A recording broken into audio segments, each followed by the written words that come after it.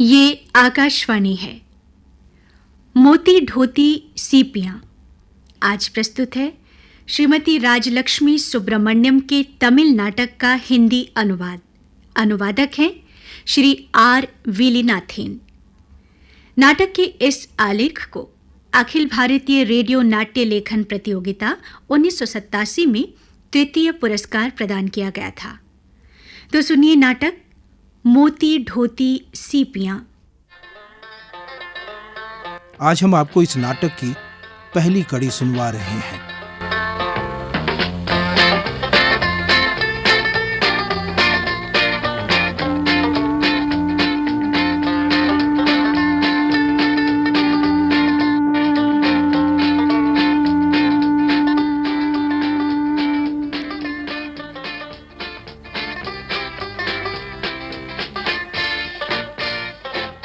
अरे राजा, यहाँ अकेले खड़े हो? हाँ, शांत समुद्र का आनंद ले रहा हूँ। रविंदर, जीवन में बड़ी मजेदार बातें होती हैं। अब देखो ना, शिप में चलते चलते जीवन भी कुछ ऐसा ही लगने लगा है। कभी किनारे न लगने वाला जहाज सा हो जाता है और कभी लंगर डालने पर भी रुकने का नाम न लेने वाला जहाज सा। राजा, तुम्हारी बोली कविता से लगती है। शायद अनुभव की गोताखोरी का ही दूसरा नाम कविता है। तिलक, मैं इस सुखद वातावरण के अनुकूल कोई कविता सुनाओ ना। छोड़ो यार, मुझे कविता सविता कुछ नहीं आती। अच्छा भाई तिलक, तुम्हें कुछ सुनाओ यार। हाँ, सुनो। ए मौज भरने वाले समुद्र, ए आकाश कुसुम, ओ भीगी भीगी हवा। वाह वाह वाह। राजा, मुझे तो ऐसे लगता है कि चांदनी रात और नीले आकाश का सृजन प्रेमियों के लिए हुआ है।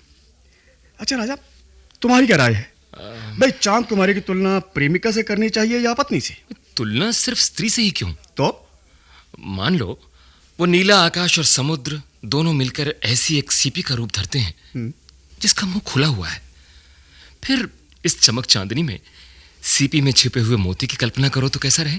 Wonderful. What a beautiful imagination. अरे भाई, हमारे राजा में तो बड़े कविराज छिपे हैं। पर राजा, तुम्हारी आंखों में आंसू रूपी जो मोती छलकते हैं वे कोई शोक का राग छेड़ते हैं, है ना? राजा, पिछले कुछ सालों से मेरी तुम्हारी गहरी दोस्ती है। देखो देखो, उसी दोस्ती का वास्ता तुमसे एक बात पूछना चाहता हूँ। हाँ, पूछो। नेवल अफसर की हैसियत से तुम्हारी चुस्ती और दिलेरी देखकर मैं तुमसे बहुत प्रभावित हूँ, लेकिन अकेले में, खासकर पूनम की रात यात्रा करते हुए तुम बहुत नर्वस हो जाते हो। देखो राजा, तुम्हारे मन में जो भी दुख है उसे शेयर कर लो राजा, प्लीज कम ऑन। हाँ राजा, अपने बारे में कुछ बताओ। तुम्हारा गांव कौन सा है? घर में कौन कौन लोग हैं? माता पिता, भाई बहन, बीवी बच्चे वगैरह? कोई नहीं है। कोई नहीं है, पर मेरे सब कुछ है फादर देव साहब। मेरी पाठशाला, मेरी शिक्षा दीक्षा, उसके बाद नेवी में भर्ती होना, समुद्री यात्रा करना, वो सब। अरे, बातें करते करते हम कैबिन के पास आ गए। आओ अंदर आ जाओ। चलो। Just a minute. क्या हुआ? जब कभी मुझे अपना दुख दर्द या खुशी बांटने को जी करता है ना, तो मैं ये सीपी हाथ में ले लेता हूं और खुशी में मुझे ये हंसती सी लगती है और दुख में सांत्वना देती सी। देखो ना, देखो, इसमें जान सी आ गई है। अरे ये हिलने डुलने भी लगी है। रवि, हाँ, I think it's better to consult a doctor. Psychiatrist कहो ना। मिस्टर राजा, जहां कहीं भी हो तुरंत आए। एक अर्जेंट मैसेज है मिस्टर राजा। मुझे जाना होगा। क्या राजा, तुम्हारी तबीयत की ये हालत है कि तुम्हें कंप्लीट रेस्ट चाहिए? नहीं, मुझे अपना फर्ज निभाना है। कब से मैं इसका इंतजार कर रहा हूं। ओके, फिर मिलते हैं। Okay, take care.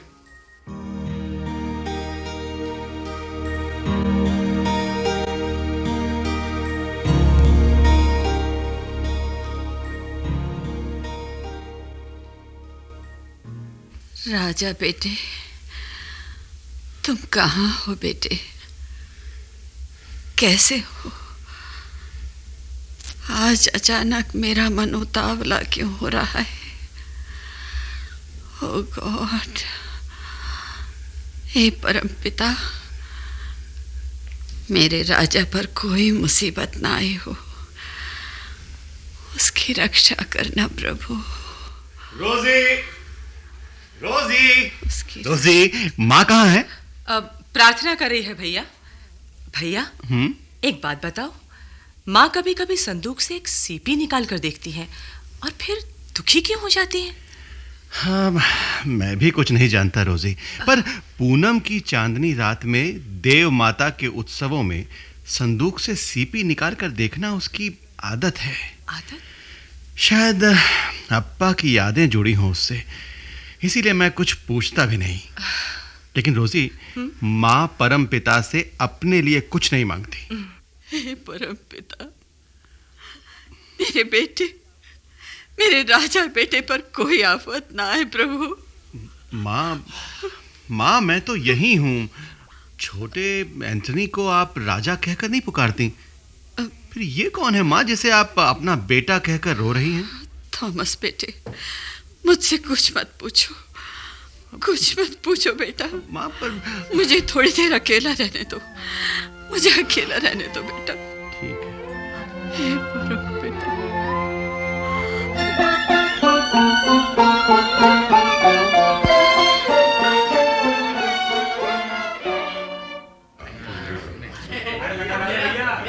अप्पा, सारी मछलियाँ हमारी है ना? मरियम्मा, वहीं खड़ी रहो, मैं आता हूँ। दास, नाव को खींचकर कसकर बांधो।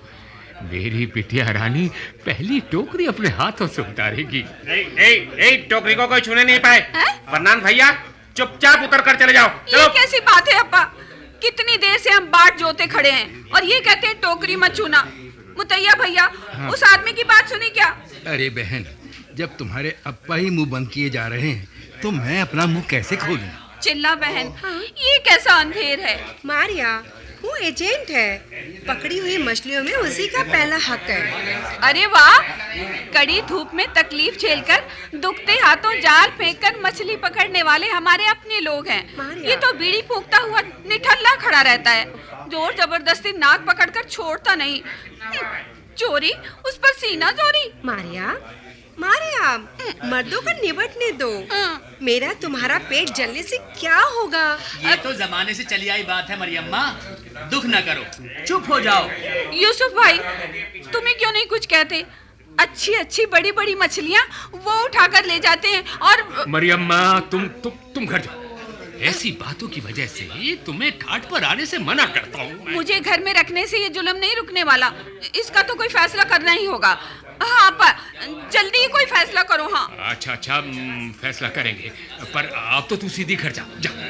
ठीक है। हाँ भाई, कितनी हुई?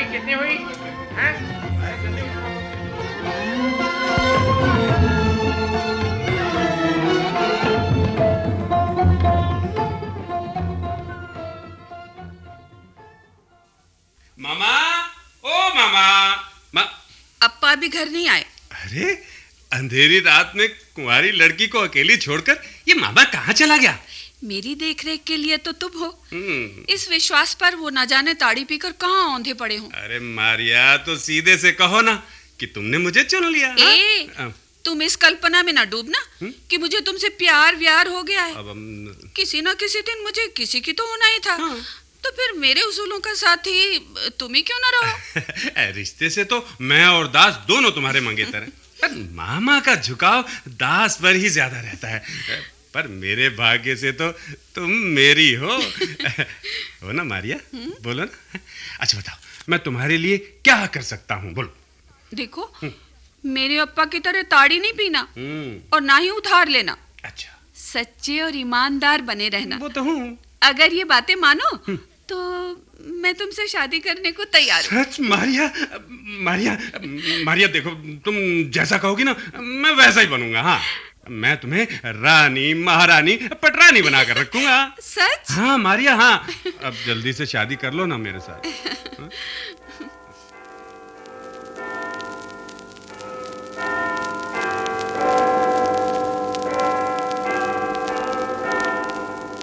सूसन फर्नांडीज जी, आप मरियम्मा नाम की इस युवती को पत्नी स्वरूप में ग्रहण कर सिर्फ उसी के होकर रहेंगे? Yes father. मरियम्मा जी, आप सूसे फर्नांडीज को पति के रूप में ग्रहण कर सिर्फ इन्हीं की होकर रहेंगी? जी फादर, परमपिता के सामने आप दोनों ने एक दूसरे को पति पत्नी के रूप में स्वीकार किया है। इसलिए परमपिता के विधि विधान और देश के कायदे कानून के अनुसार आप दोनों पति पत्नी बनते हैं। मैं इस बात की घोषणा करता हूं। आमीन।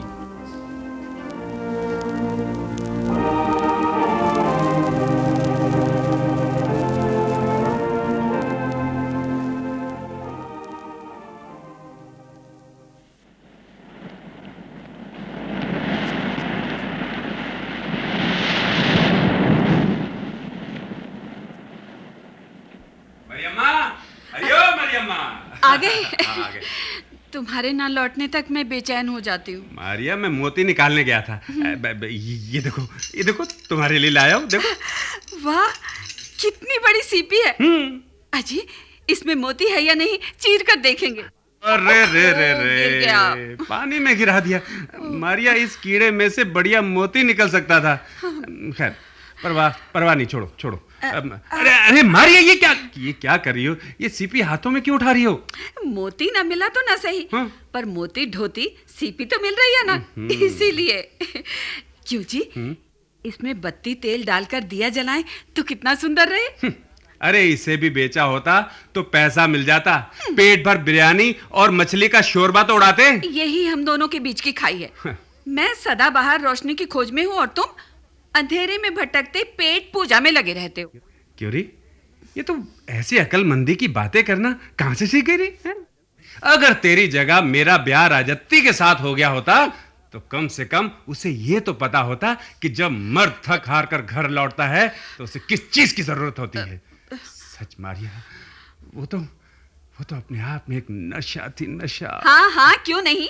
4 पैसे क्या कमाने लगे कि अब मैं बुरी लग रही हूँ। चल हट मेरे सामने, हट।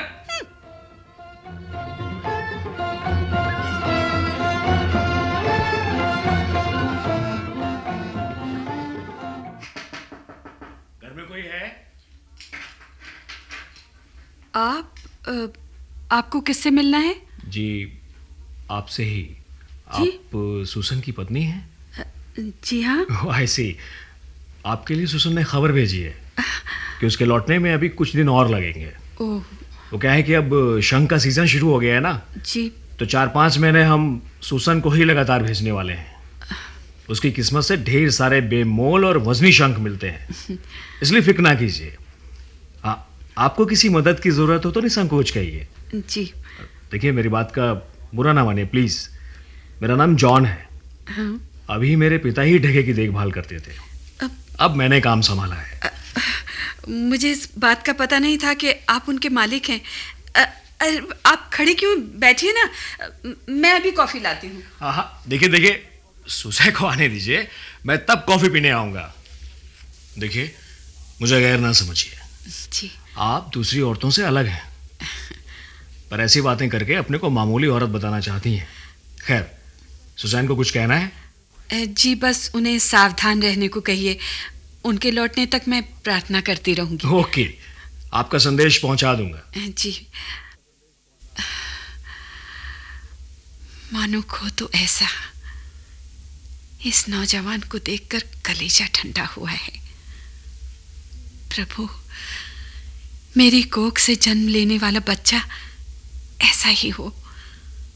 उसे मैं ऐसी ही बोली बोलना और सलीके से पेश आना सिखाना चाहूंगी। मैं उसे खूब पढ़ाऊंगी ताकि वो भी इसके जैसा सभ्य बन सके।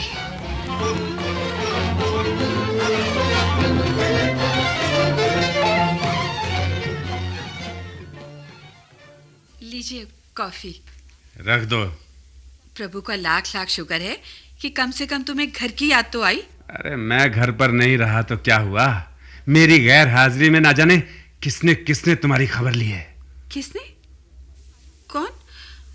तुम्हारे मालिक के बेटे जॉन आए थे एक बार तुम्हारे बारे में बताने। अरे ये मुंह से कैसी बदबू आ रही है? आते हुए रास्ते में पीकर आए हो क्या?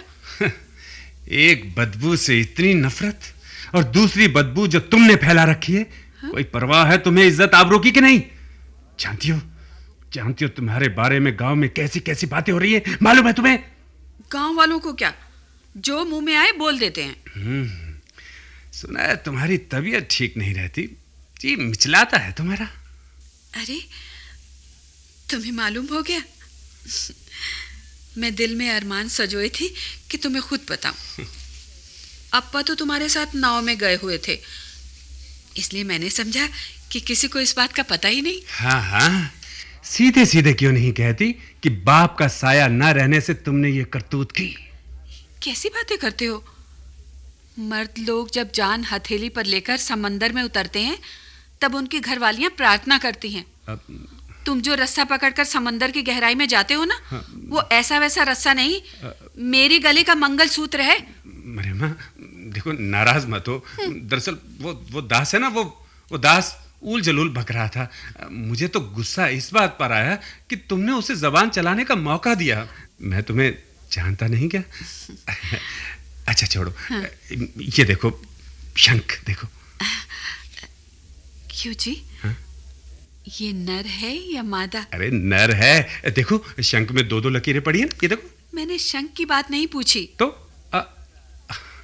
अच्छा हमारे यहाँ राजा बेटा ही पैदा होगा, बिल्कुल मेरी तरह। हाँ बता देता हूँ, मैं उसे अपने साथ समंदर में लेकर जाऊंगा। नहीं बिल्कुल नहीं। है?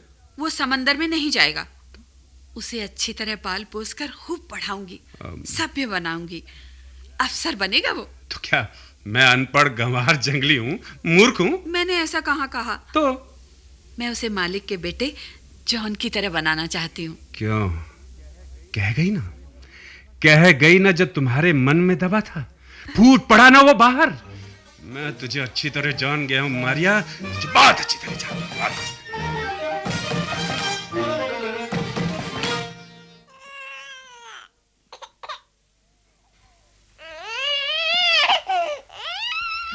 बेटे चुप हो जा राजा बेटा, रो मत बेटा, चुप हो जा। ये कल मुँह क्या इसी तरह ही रोता रहेगा?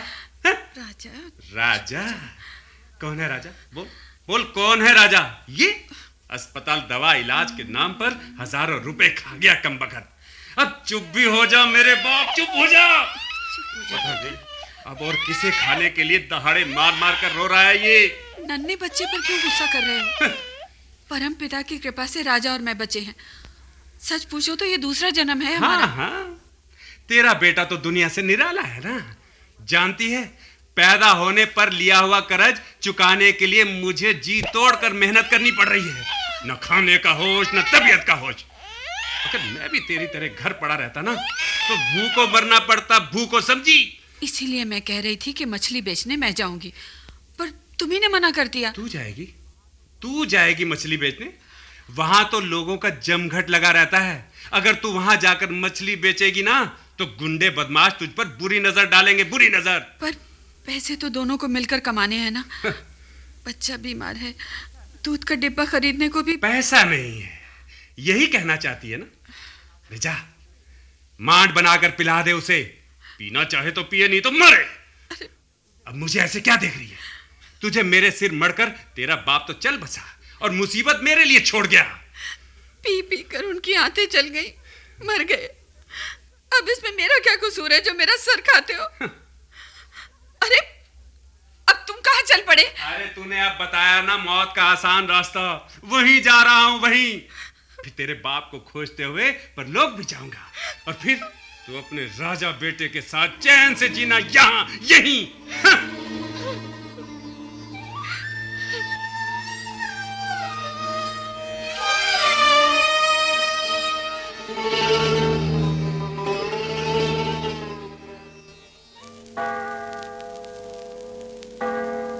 फादर। यस, कौन हो तुम? मैं मरियम्मा हूँ फादर, और ये मेरा बेटा राजा। फादर, मैं अपने इस बेटे को आपके पास छोड़ने आई हूँ। मेरी दिली ख्वाहिश है फादर कि मेरा राजा बेटा खूब पढ़े लिखे और समाज में उसका सिर ऊंचा रहे। मरियम्मा, मैं आज ही मद्रास रवाना हो रहा हूँ। फादर, आप जहाँ कहीं भी जाएं, इसे मैं आपको सौंप रही हूँ। अब ऐसे शक की नजर से न देखिए फादर। ये मेरी औरत संतान है। मेरे पति भी इसे प्यार करते हैं। तो फिर बात क्या है? उनके प्यार में बाप के प्यार से ज्यादा स्वार्थ भरा है। वो चाहते हैं कि ये भी मछुआरा बनकर समुद्र में गोते मारे। उनका साथ देने के लिए दूसरा बच्चा मेरी कोख में पल रहा है फादर। मैं चाहती हूँ फादर कि इसे कोई लत छूने न पाए। ये भला बने, पढ़ने लिखने में तेज हो, समझदार हो और समाज में अपनी हैसियत बनाए। देखो मरियम्मा, प्रभु की जो इच्छा होगी वही होगा। जी ठीक है, मैं इसे अपने साथ मद्रास ले जाऊंगा। आज से इसकी पूरी जिम्मेदारी मेरी। जी। तुम इसे देखना चाहो तो? नहीं फादर, मैं नहीं आऊंगी। मैं अपने बेटे की तरक्की में दखल नहीं दूंगी। बस इसके लिए प्रार्थना करती रहूंगी। राजा जी, ये लो बेटा, मोती की ये सीपी आधी तुम्हारी और आधी मेरी। अच्छा माँ। इसे देखने पर मेरी याद तुम्हें और तुम्हारी याद मुझे आएगी। फादर, ये अभी नादान बच्चा है। हमारे बारे में कोई बात इसे मालूम ना होने पाए। प्रभु की इच्छा रही तो मौत से पहले मेरे कानों में ये खबर पड़ जाएगी कि मेरे राजा ने मेरी बात रखी है। तुम्हें प्रभु का आशीर्वाद प्राप्त हो।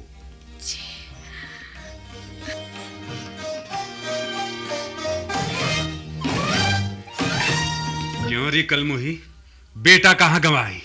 मार डाला उसे जान से? नहीं, प्रभु की करुणा से बेटा वापस मिल जाएगा। हमें वहां समंदर में गई हुई एक नाव नहीं मिली।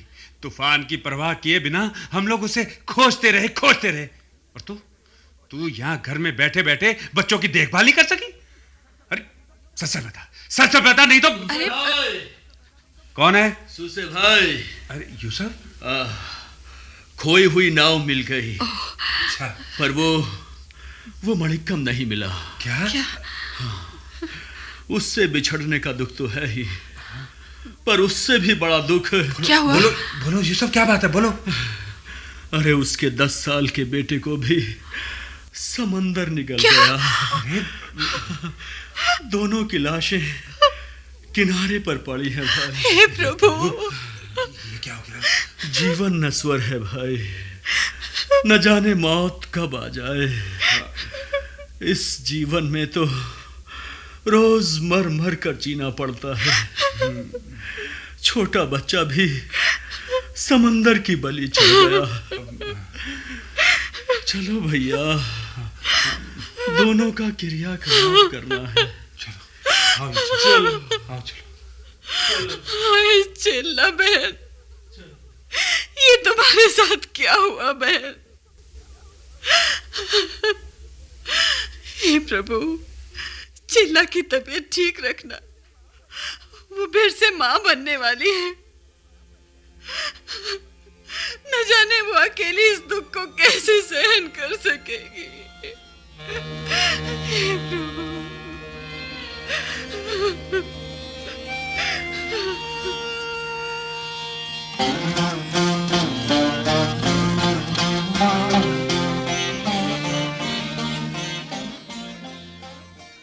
अरे चिल्ला बहन, तुम भी चल बसी। पति और बेटे का विछोड़ नहीं सह पाई। हे प्रभु, ये कैसी परीक्षा है प्रभु। पता नहीं बच्चे का जन्म कब हुआ। मैं अपने बखेड़े में पड़कर 4 दिनों से तुम्हें देखने भी नहीं आ सकी। हे प्रभु। ना बिटिया, रो मत बेटी, रो बस, चुप हो जा। तू तो फूल की तरह कोमल है बच्ची। प्रभु करुणामय है। माँ बाप को खोकर तू और भी पवित्र हुई है। तुझे अपनी गोद में उठाकर मैं राजा बेटे का दुख भूल जाऊंगी। चुप हो जा बच्चे, चुप हो जा। शायद प्रभु ने इसीलिए तुझे मेरे पास भेजा है ना मेरी बच्ची। चुप हो जा, चुप हो जा मेरी रोजी, चुप हो जा, चुप हो जा, चुप हो जा बच्चे।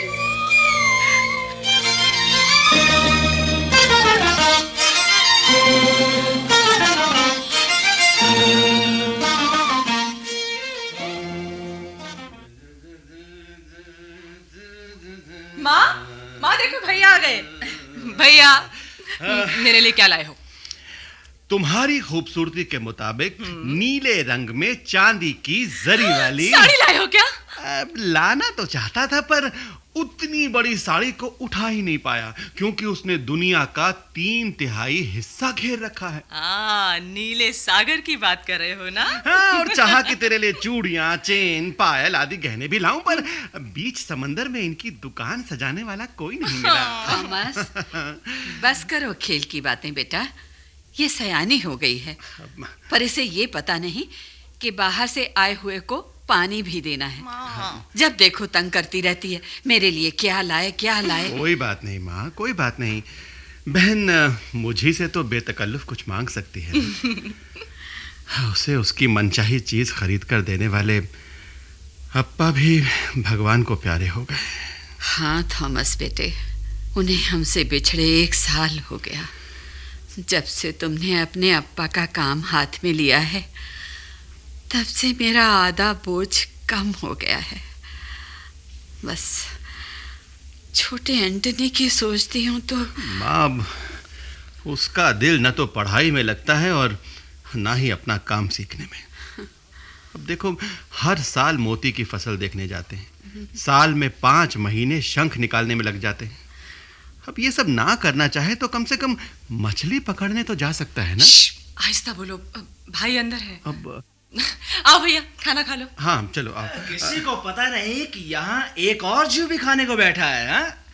वाह वाह वाह, भाई लगता है आज तो मछली का शोरबा बहुत बढ़िया बना है। छोटे भैया उसे मत लो। क्यों?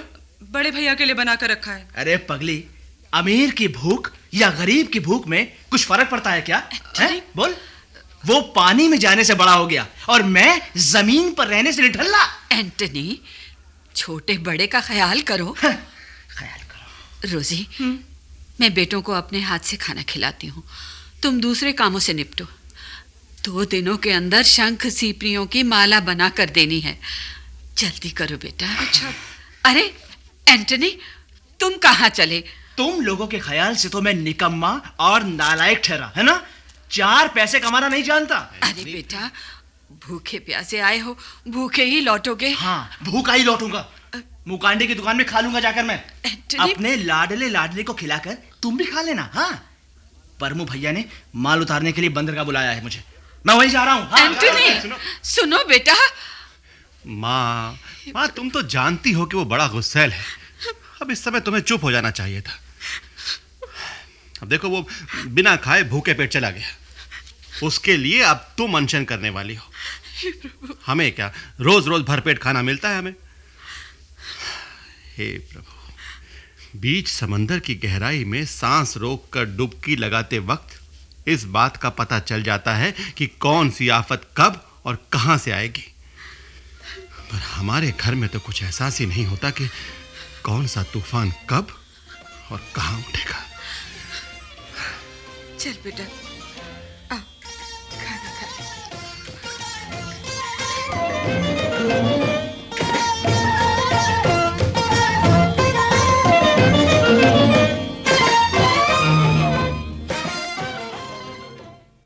मोती ढोती सीपियां। अभी आप श्रीमती राजलक्ष्मी सुब्रमण्यम के तमिल नाटक का हिंदी अनुवाद सुन रहे थे। हिंदी अनुवाद श्री आर विलिनाथन ने किया था। नाटक की प्रस्तुतकर्ता थीं अंजलि शर्मा और प्रस्तुति सहायिका विजयलक्ष्मी शर्मा। कल इसी समय इस नाटक की दूसरी और अंतिम कड़ी प्रसारित की जाएगी। केंद्रीय नाटक एकांश के लिए तैयार किए गए इस नाटक को आकाशवाणी के दिल्ली केंद्र से प्रसारित किया गया।